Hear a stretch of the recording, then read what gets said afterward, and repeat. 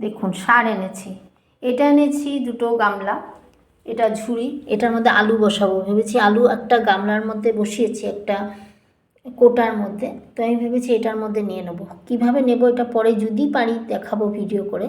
আর এটার মধ্যে আমি কাক পাখিরা এসে জল খায়, তো কাক পাখিদের জলের জন্য আমি এইটা নিয়ে এনেছি। আগের যে গামলাটা, এটার মধ্যে আমি ফুল গাছগুলোকে একসাথে রাখবো। এটা হলো গোবর সার, এটা আমি 20 টাকায় এনেছি, এতগুলো আমাকে 20 টাকায় দিল। আর এটা হলো কেঁচো সার, এটা কেঁচো সার। এগুলো এক একটা প্যাকেট 20 টাকা করে নিয়েছে। যেহেতু আমি একসাথে 10টা নিয়েছি, তার জন্য আমাকে ও দুটো বেশি দিয়ে দিল।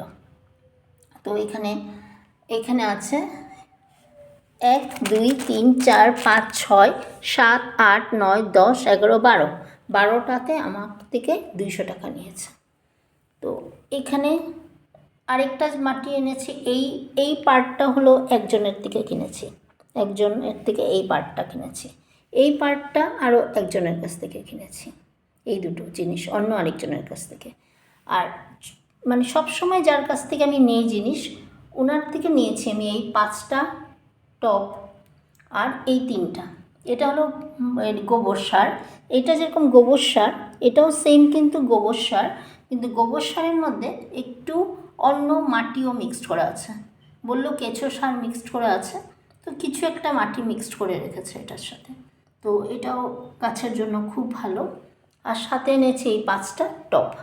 এই এতটুকু 3টা আর এই 5টা মিলিয়ে আমার নিয়েছে 500 টাকা। টব একটা একদম ছোট, একটা এত মস্ত বড়, আর এই সাইজের 3টা নিয়েছি, টোটাল 500 টাকা নিয়েছে। আর এইখানে এতটুকু জায়গাতে মানে এই গোবর সার আর এটা মিলিয়ে 220 টাকা নিয়েছে। আর এগুলোও সেম কিন্তু 20 টাকা করে। তো খুব কম টাকায় আমি এই কয়েকটা জিনিস নিয়ে এসেছি। আপনারা জানাবেন আপনাদের কেমন লাগলো।